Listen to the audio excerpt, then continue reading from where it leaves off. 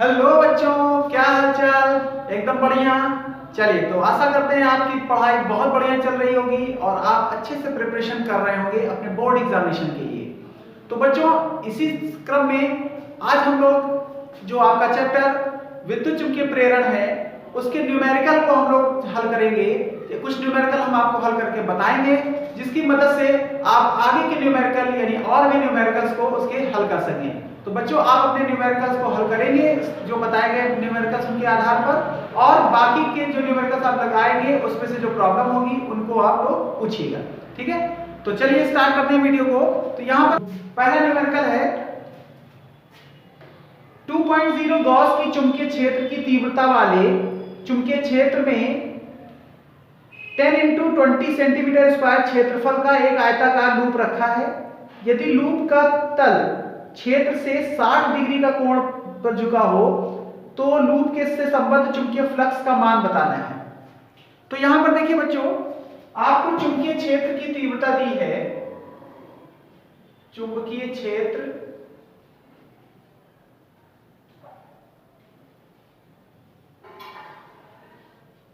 की तीव्रता V बराबर 2.0 गॉस।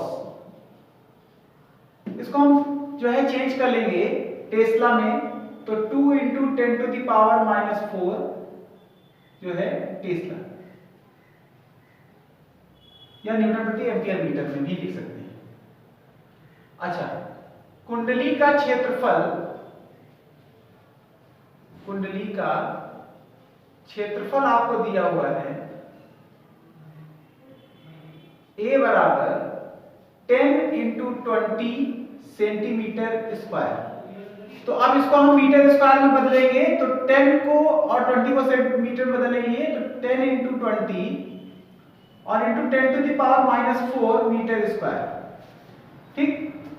अच्छा, आपको दिया हुआ है कि जो एरिया वेक्टर है, ठीक, यानी तल जो है चुंबकीय क्षेत्र से कितना कोण बना रहा है, 60 डिग्री का। तो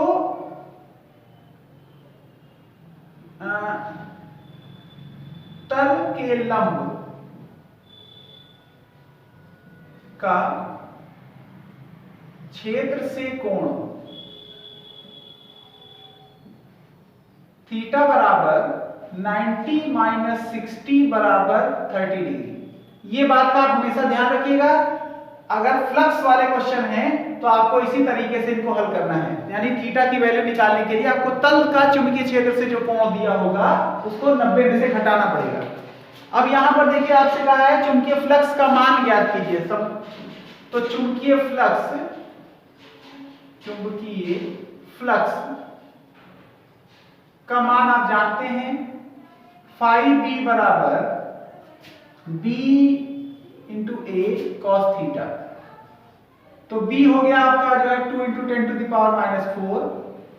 A हो गया आपका 10 × 20 × 10⁻⁴ cos 30। ठीक है, तो ये हो गया आपका 10⁻⁴ 10⁻⁻10⁻⁸ हो गया, 2 4 400 × 10⁻⁸, और cos 30 की वैल्यू होती है √3/2। ठीक है, ये हो गया 4 × 10⁻⁶ √3/2। 2 से निकल गया 2, तो 2√3 × 10⁻⁶ वेबर। ठीक है, तो इस तरह से बच्चों आप इस क्वेश्चन को हल कर लेंगे। तो वीडियो को पॉज करके आप इसको नोट कर लीजिए और क्वेश्चन को भी नोट करते चलेंगे। अब हम लोग छठे प्रश्न पर पहुंचते हैं। छठे प्रश्न में दिया हुआ है किसी समय t पर एक कुंडली से संबद्ध तात्क्षणिक चुंबकीय फ्लक्स फाई बराबर 4t³ - 5t² - 10t + 70 वेबर है। समय t बराबर 2 सेकंड पर कुंडली में प्रेरित विद्युत वाहक बल ज्ञात कीजिए। तो आप देखिए यहां पर आपको फ्लक्स जो दिया हुआ है, फ्लक्स φB बराबर 4t³ - 5t² - 10t plus 70 weber. ठीक है। आप चूंकि जानते हैं कि विद्युत वाहक बल E बराबर होता है minus D phi by D T, होता है कि नहीं? यानी हमें टाइम के रिस्पेक्ट में इसका डिफरेंशिएशन करना पड़ेगा। तो ये हो गया माइनस, और इसका हम डिफरेंशिएशन करेंगे तो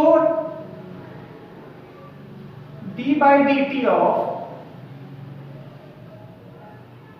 4t cube minus 5t square minus 10t plus 7t। ठीक है। अच्छा, डिफरेंशिएशन किया तो माइनस इसका डिफरेंशिएशन हो गया। देखिए डिफरेंशिएशन करते हैं तो यहां पर ये पावर आगे आ जाती है, मल्टीप्लाई हो जाती है, और इसमें से पावर में से एक कम हो जाता है, यानी हो जाएगा 4 3 12 12t square minus 10t minus 10। अच्छा, जब आपका कांस्टेंट नंबर होते हैं किसी डिजिट का, उसका इंटीग्रेशन, इसका डिफरेंशिएशन 0 हो जाता है। ठीक है बच्चों।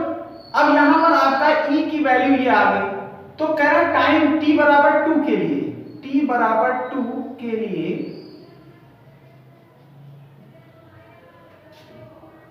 विद्युत वाहक बल E बराबर माइनस, ब्रैकेट में लिखा 12 इंटू टी की वैल्यू 2 रखा तो 2 का स्क्वायर 4 हो गया, माइनस 10 इंटू 2 माइनस 10, तो ये क्या माइनस 12 चौक 48 माइनस 20 माइनस 10, यानी हो गया माइनस 18 वोल्ट। ठीक है।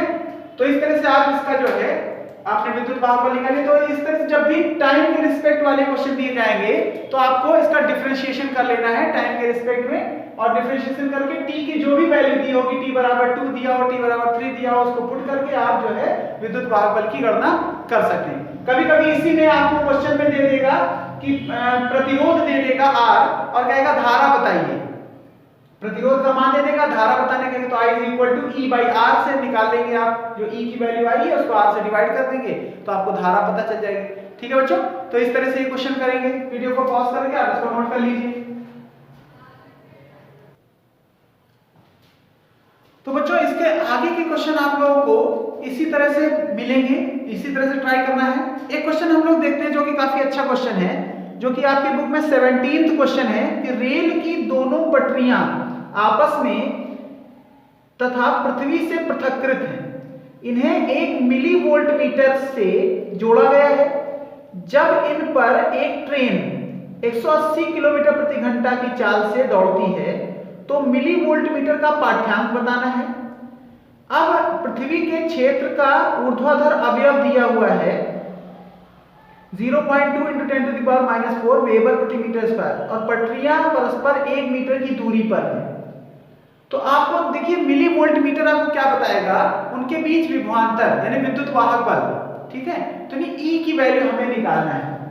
तो E की वैल्यू बच्चों आपकी क्या हो जाएगी, ये 17th क्वेश्चन है, तो फार्मूला आपको पता है E is equal to BVL। ठीक है। तो इस BVL के फार्मूले से हम निकालेंगे तो पृथ्वी का चुंबकीय क्षेत्र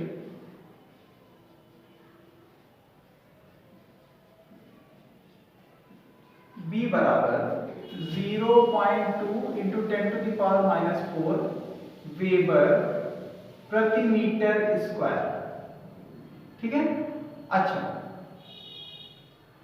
वेग v बराबर 180 किलोमीटर प्रति घंटा।